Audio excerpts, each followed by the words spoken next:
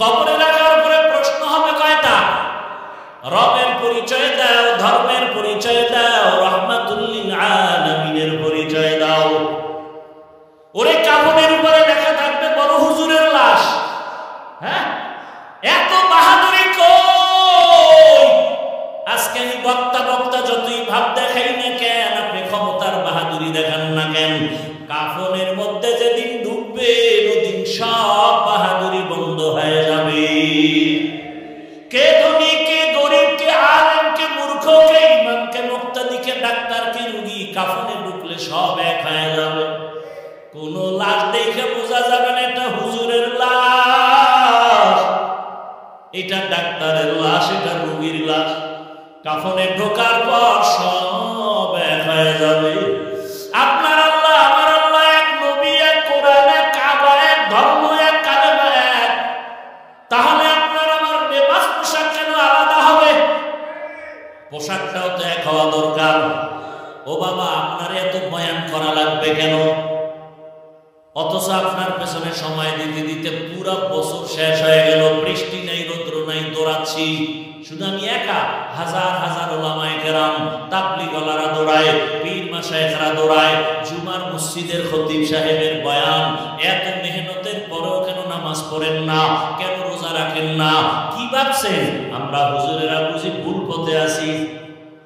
এই যুবক বাবারা বলো, যদি বলো হ্যাঁ ভুল পথে আছি, একটা ভুল কোরআন থেকে বের করে দাও, এখন আমি দাড়ি কেটে ফেলবো, নামাজ বন্ধ, আল্লাহর বিরুদ্ধে রাস্তায় নেমে যাব। পারবা? আমার আল্লাহর কোরআনে ভুল বের করতে পারবানি?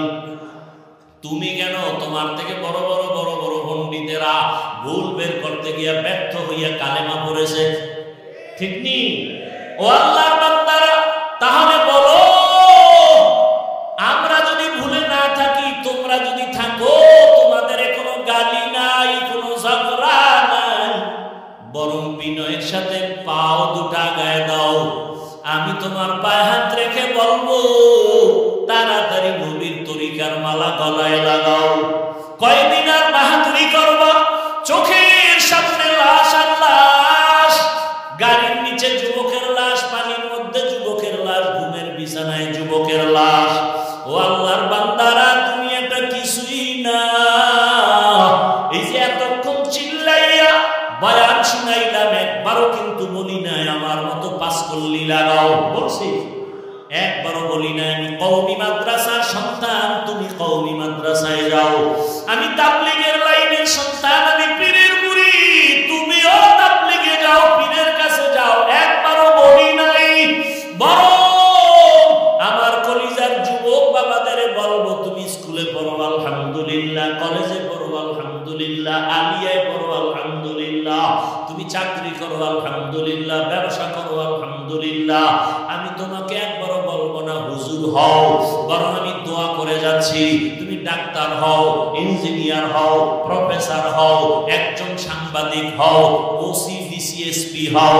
তবে ছোট একটা দাবি আমার, বেয়াদব হইও না রে বাবা, বেয়াদব হইও না। বলবা হাফিজ ভাই ডাক্তার হবে, ইঞ্জিনিয়ার হবে, সুন্দর কথা, বেয়াদব হব না, তার কথার ব্যাখ্যা কি? ভালো করে শুনো, তিন জায়গায় বেয়াদবি করবা না, করলেই মরার আগে তুমি পঙ্গু। এক নম্বরে মা বাবার সাথে বেয়াদবি করবা না, দুই শিক্ষকের সাথে বেয়াদবি করবা না, তিন কোন উলামায়ে কেরাম মুরব্বির সাথে বেয়াদবি করবা না। কারণ এই জায়গায় বসার জন্য, তোমার জীবন সফলতার জন্য এই তিন জায়গার দোয়া লাগবে। মা বাবার দোয়া যদি না থাকে, কোনোদিন সফলতা আসবে না। শিক্ষকের দোয়া যদি না থাকে, কোনোদিন লেখাপড়ায় বরকত হবে না।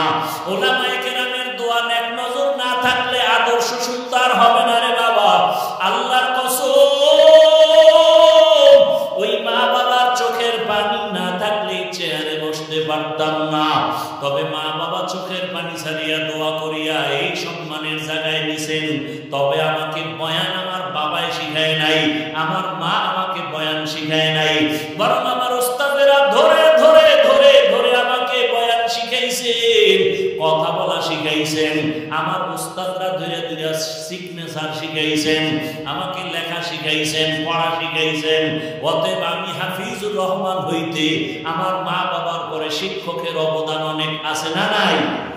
এরপরে আমি বয়ান তো করি রে বাবা, বয়ান তো কত বড় বড় ওলামায়ে কেরাম করেন, আমার তো ইলম নাই, কোনো আমল নাই, কিন্তু বয়ানের ভেতরে যে সম্মান আল্লাহ দান করেছে এটা আল্লাহ ওয়ালাদের নেক নজর ছাড়া কখনো সম্ভব হয় না।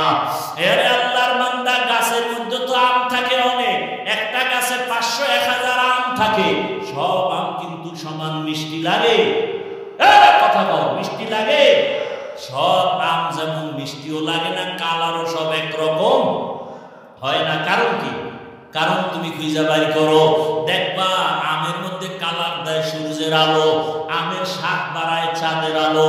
এই জন্য দেখবা যে আমের ভেতরে দিনের বেলা সূর্যের আলো বেশি লাগে ওই আমটার কালার সুন্দর হয়ে যায়। আবার রাতের বেলা তাকাইয়া দেখবা চাঁদের আলো যে আমের উপরে বেশি পড়ে ওই আমটার স্বাদ বড় ভালো। ভালো করিয়া শোনো বাবা, রাতের আলো চাঁদের, দিনের আলো সূর্যের, সূর্যের আলোতে কালার হয়, চাঁদের আলোতে মজা বাড়ে। ঠিক বান্দা তোমার জীবনে কলমের মধ্যে আলো লাগবে, আলো, নূরুন আলা নূর। তোমার কলমের ভেতরে আলো লাগাও, একটা হলো জাহিরি আলো, আলো লাগবে। জাহিরি আলো আল্লাহ ওয়ালাদের নেক নজর, আল্লাহ ওয়ালাদের নজর যার দিকে যত বেশি লাগবে তার কথার ভিতরে রুহানিয়তের কালার বেড়ে যাবে, তার কথার মধ্যে কালার বেড়ে যাবে, কথার রং ঢং আলাদা হবে। তবে মজা বাড়ানোর জন্য লাগবে মালিকের গোপন রাতের নজর। আমার মাওলা কুদরতের নজর দেওয়ার জন্য প্রতিদিন প্রথম আসমানে হাজির। আল্লাহ আসেননি রাতের বেলা, বলে না কেন? কোন রাত্রে আসেন? প্রতি রাত্রে আসেন না মাঝে মাঝে? প্রতি রাত্রে আসেন। কোন ভাগে, শুরু না শেষ? কিছু বান্দার থেকে নেওয়ার জন্য না দেওয়ার জন্য? আপনাদের লাগবে নি কিছু, তো ঘুমাইয়া থাকেন কেন রে বাবা? অতিও গভীর হয় রজনী যখন নীরবে প্রভুর নাম জপিও তখন, প্রভুর করুণা যদি পাইবারে চাও গভীর রাতে উঠে প্রভুর গুণগান গাও। ও আমার যুবক বাবা, অতিও গভীর রাতে আমার মাওলা হাজির। ওই সময় যদি ঘুম থেকে উঠা সেজদায় পড়ে আমার মালিকের ডাক দাও,